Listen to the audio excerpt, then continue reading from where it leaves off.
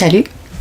Aujourd'hui, je me dis que je vais parler aux entrepreneurs qui sont multi-activités, multi-casquettes. J'imagine que si c'est ton cas, tu te poses souvent les questions quand tu dois communiquer.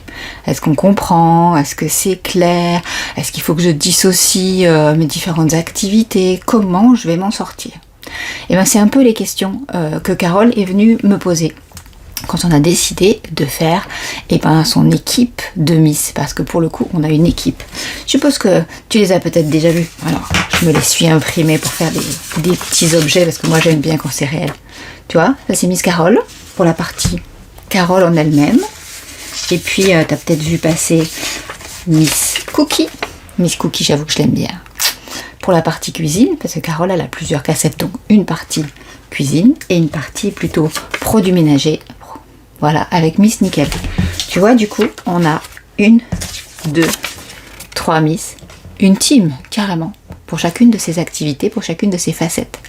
Tu vois, elles ont tout un peu la coupe de cheveux et les lunettes, parce que c'est Carole. Et puis après, elles ont un code couleur et puis leur petit caractère, leur petite mimique, chacune un peu différente. Donc on a travaillé sur ça pour que, dans son audience, en fait, on ait un repère visuel tout de suite. Mais tiens, je suis en train de parler des produits, je suis en train de parler de comment faire son ménage de façon plus saine, plus écologique. Et ben hop, c'est Miss Nickel. Et elle le fait super bien. Franchement, moi je suis ultra fière de Carole parce que elle fait des groupes WhatsApp, elle a un groupe Facebook, elle fait aussi des ateliers en présentiel. Et elle a vraiment maintenant intégré complètement sa team dans sa communication. Et puis là aussi, hyper sympa aussi, c'est qu'on est allé un tout petit peu plus loin avec Miss Carole, parce qu'on a créé des mimiques différentes. Qu'est-ce que je me suis amusée à faire la Carole pas contente.